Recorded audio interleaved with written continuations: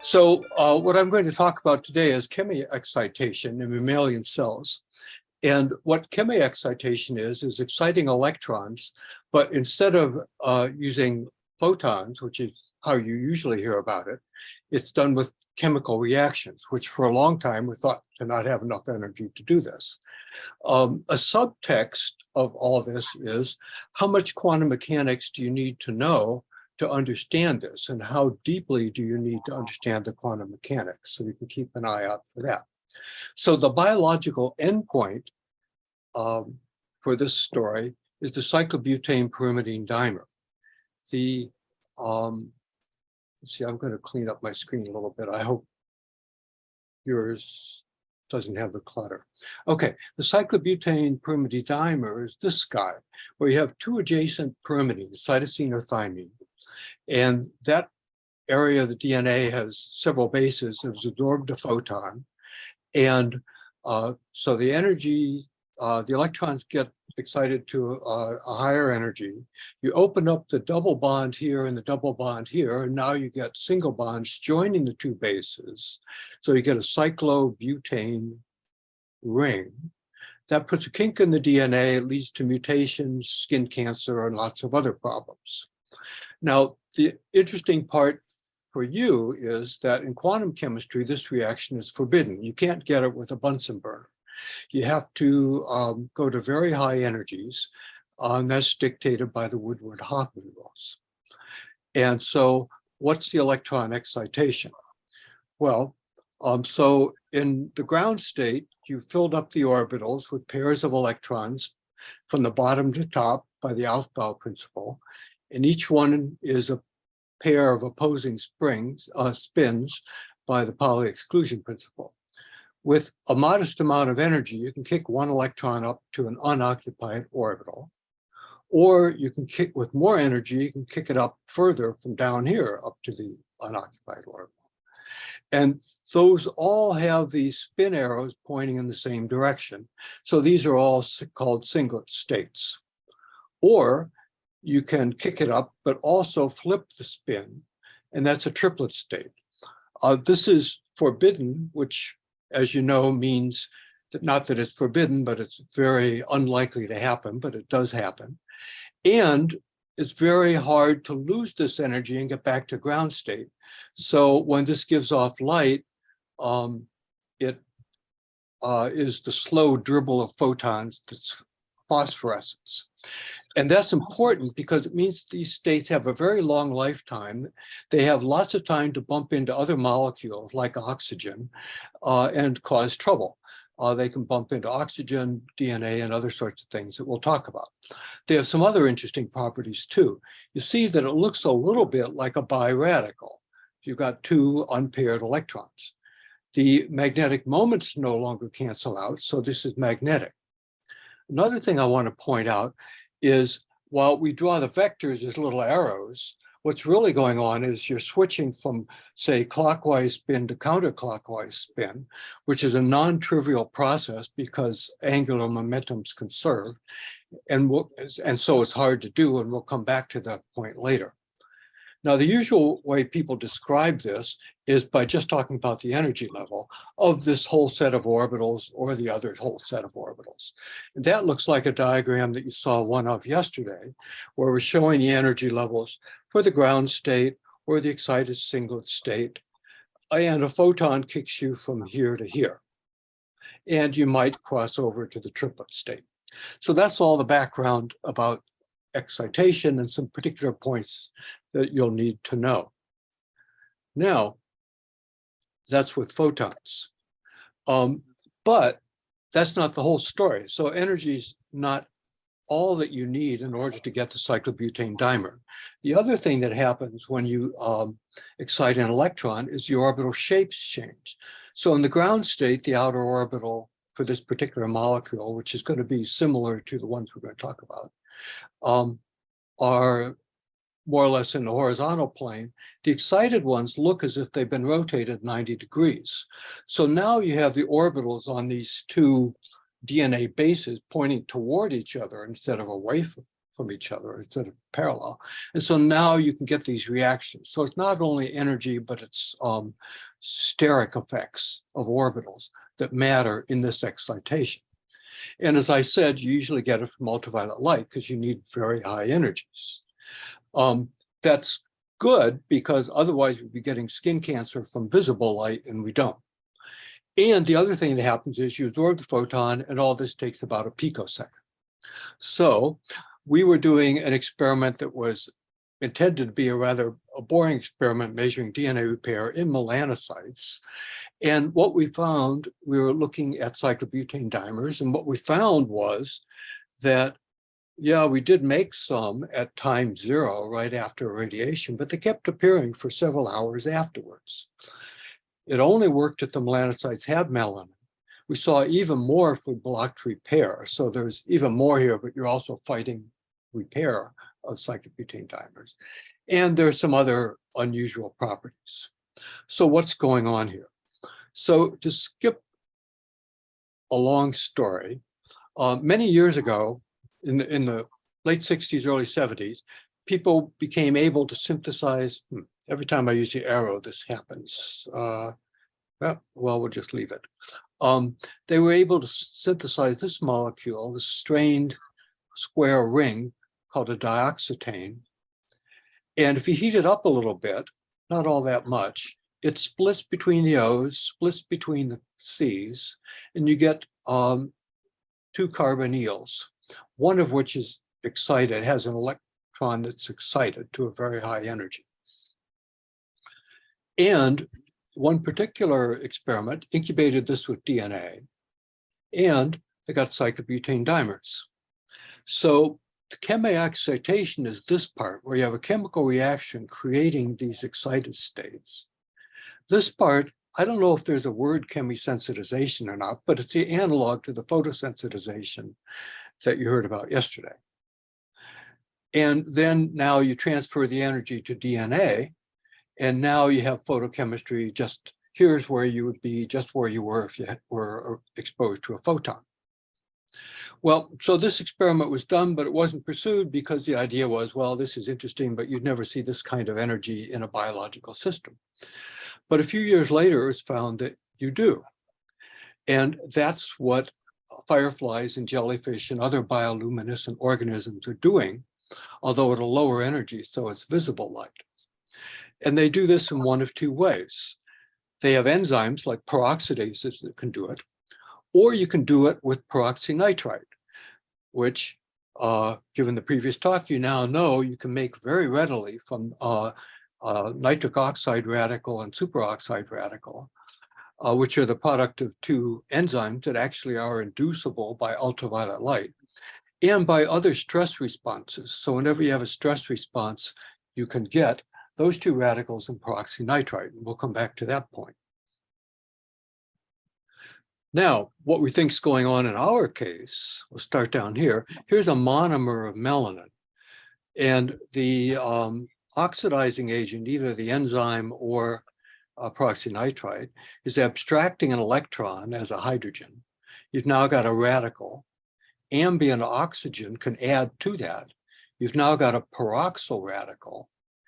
In the right kind of molecule, not all molecules, that can cyclize, and now you've got a dioxetane. Heat it up a little bit, and it breaks, and you've got a triplet state carbonyl, which has a long lifetime, high energy. And by high energy, I mean on the order of 70 kilocalories per mole. You can make these other ways too by having radicals recombine, but the energy is lower than it is with the dioxetane. So what's going on with the dioxetane? And why is it giving you a triplet state rather than just dissipating heat? Well, when you heat it up, the heat is stochastically twisting this ring so that one oxygen is going in the one direction and the other oxygen is going in the other direction. And so you're twisting it and you're stretching the OO bond, and eventually it breaks. Well, that's great. That gives you heat, but it doesn't explain why you've excited an electron. That gets more interesting. So if you remember here with the photon, we were starting in the ground state. The photon kicked the energy all the way up to here, and we're in the excited state. Chemiexcitation doesn't work this way. It does it differently. It kind of cheats. It's what we call in English moving the goalposts. I don't know if you have that expression or not. It's changing the rules. What we're going to do is squish these energy levels so that excited states have lower energy levels and the ground state has higher energy levels. And even more squished more than that. And what it actually looks like, and this is not our work, so here's where you really do need the quantum chemistry to do this calculation. What happens is, if you start off here on the left, it looks like where you have the normal OO and CC bond distances. It looks like you expect. Here's the ground state, you go up a lot, triplet state, whoops. You go up some more, you have a singlet state. But as you twist the molecule, these energy levels change. And that's what I mean by changing the rules. So that the energy of the ground state goes up. And for reasons I don't entirely understand myself, the energy of the excited states goes down.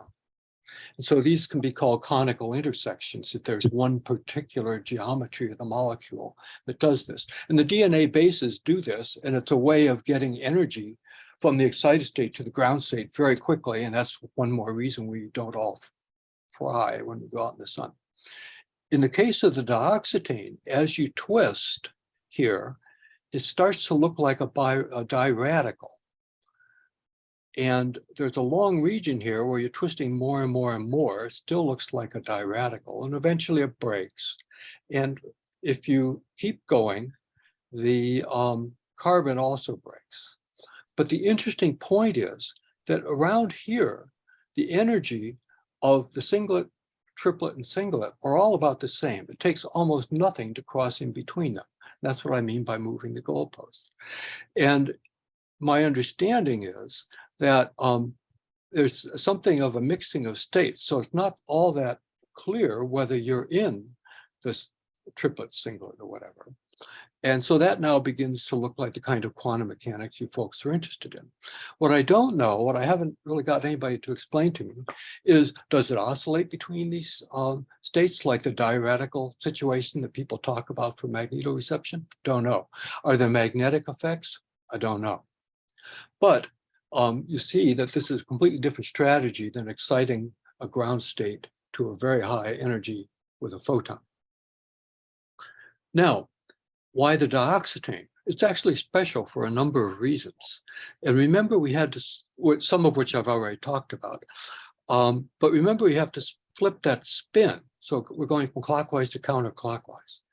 But angular momentum is conserved. So you can't just go flip it.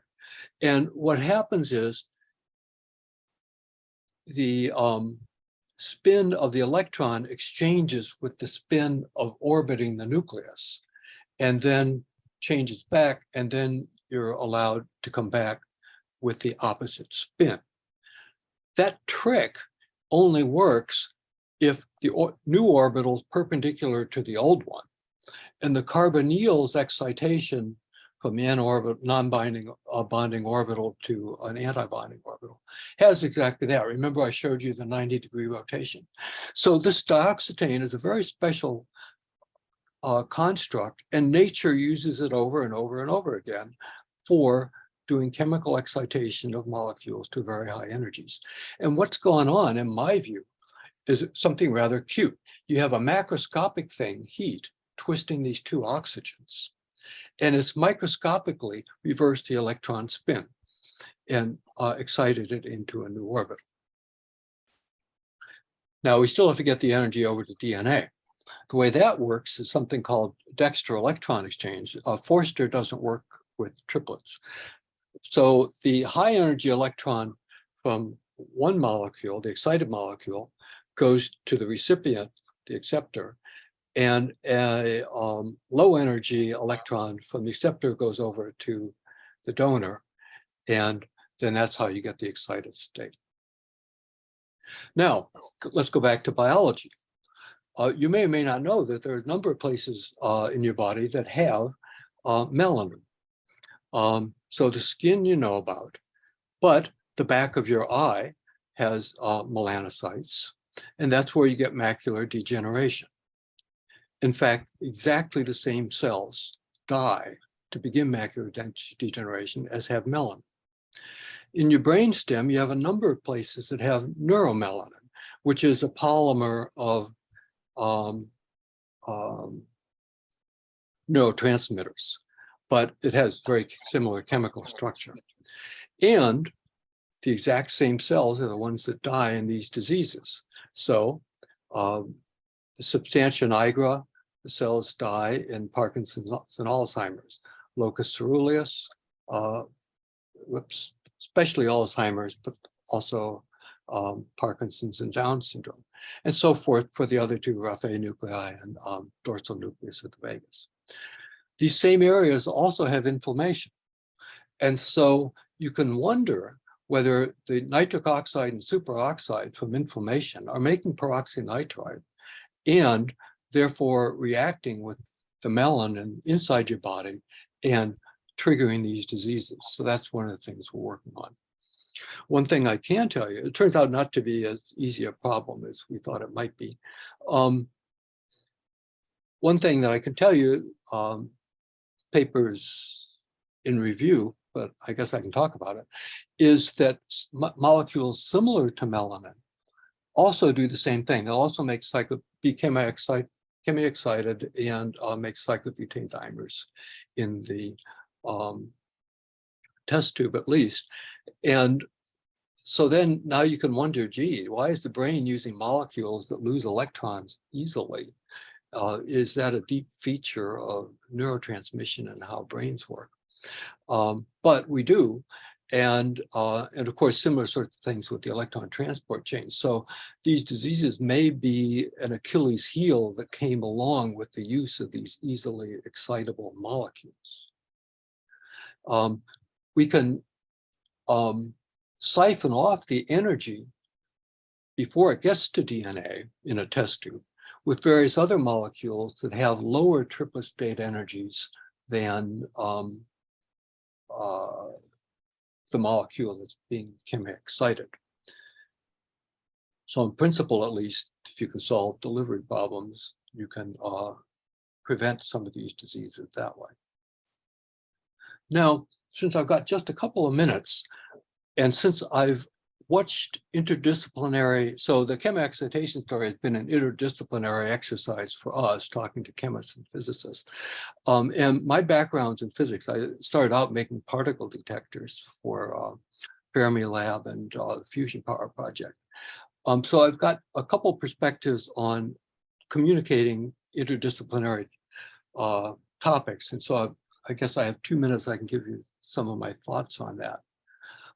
One, it's important to find researchers who actually want to communicate to experts in areas other than theirs. A lot of these fields tend to write as if they're only writing to their graduate students, and that makes it impenetrable for, certainly for the biologists trying to understand the physics.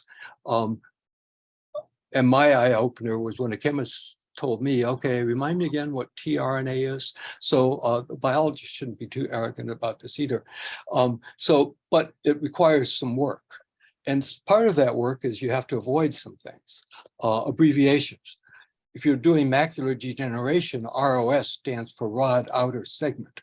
And you can have very incoherent conversations until you figure out the abbreviations. So you have to define those. There's a lot of jargon. If you just drop words like coherent or off diagonal or drop a bracket notation, you're just going to lose certainly the biologist right away. Then it turns out there's jargon with field-specific meanings. Took me a while to catch on. Things like fast and adiabatic and operator have very different meanings in the different fields. And then even more subtle, there's jargon with an implied meaning, which I've taken me years to figure this out. So when a chemist talks about diffusion limited, what he really means is that it's a really, really fast reaction. Or when they talk about forbidden, what they're thinking, the chemist is thinking is, oh, this is governed by kinetics, not thermodynamics. So even if you look up the definition of forbidden, you're not going to find that out. And so this is why it's important to have back and forth conversations between people who really want to have back and forth conversations so you can understand both.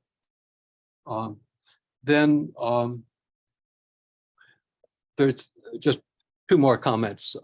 There's culture differences. So the physicists are looking for basic principles and generalizations, and they simplify the system, leading to jokes about spherical chickens and so forth.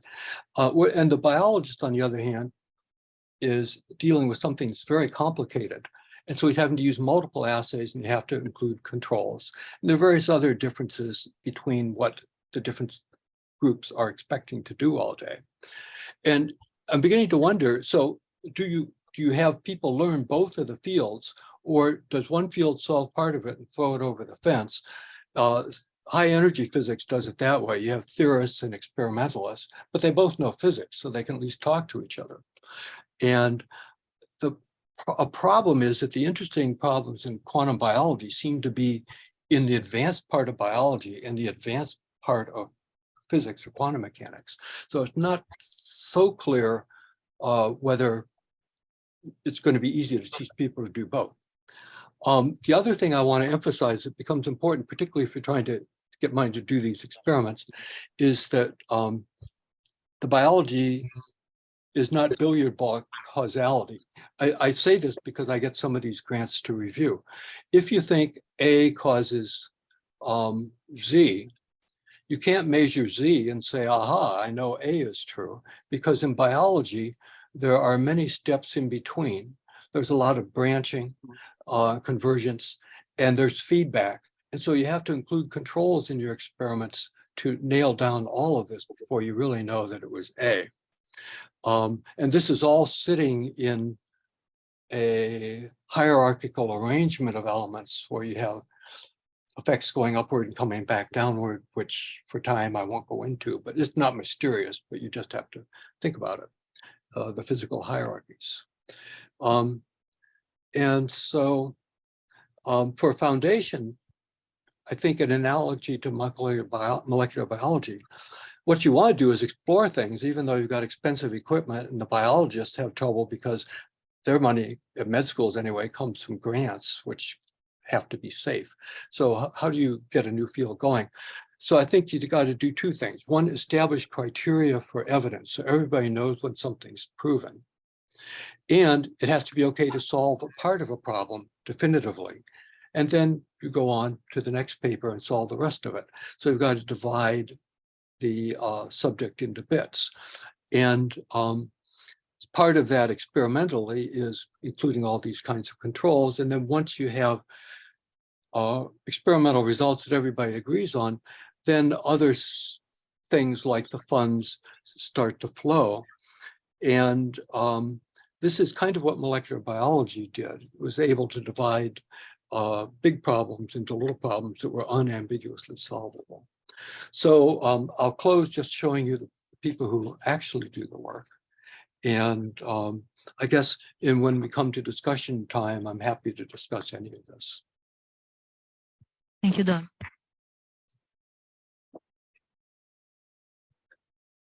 What are your questions to Doug?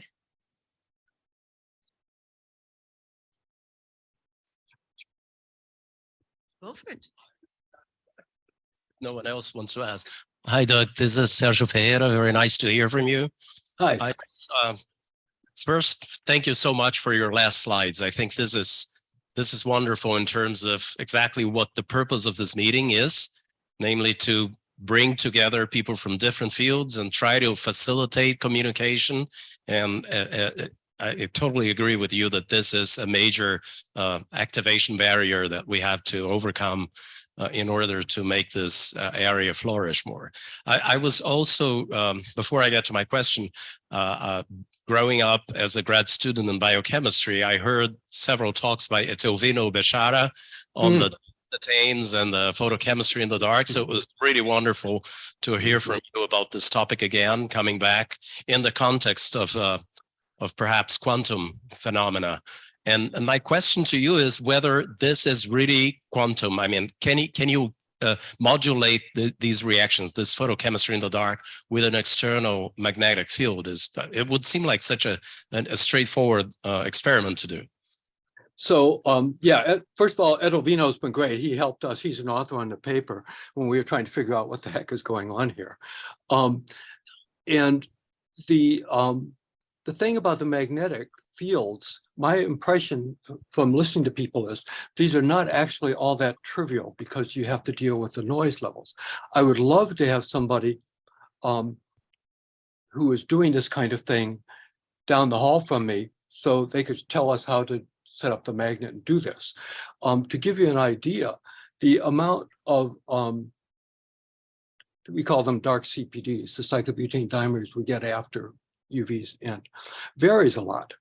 And we found out that actually it worked better than in one incubator than in another incubator. And then we found out that, oh, you know, there's different CO2 sensors. Some of them use infrared light and others of them have a little magnet involved. And so now I'm beginning to see where this is going. And so, yeah, we would like to do it. It's non-trivial. The other thing, oh, is it quantum or not? I think that's absolutely the question that you folks have to be asking yourself. Because as somebody mentioned yesterday, you know, all chemistry is quantum, so now what? And so if you draw the line, if you don't draw a line, then everything shows up. If you draw a line, you want to think where it is. I think the idea of superposition or superposed states is not a bad line, not a bad place to draw the boundary. And so if you're only talking about quantized energy levels, maybe you don't really need to get any deeper into quantum than that. And then the question is, well, how much else would show up? You know, for example, if these neurotransmitters do have this kind of electronic behavior, is that actually important for neurotransmission, maybe in ancient evolution? And you would find that there are neural effects or magnetic effects on neural transmission. And I have to tell you, there's an old literature from the 1960s that there is. Nobody knows about this anymore. A lot of the antidepressants have similar kinds of electronic structures. So I think there is a story. And then the question is, how do you address it experimentally and theoretically?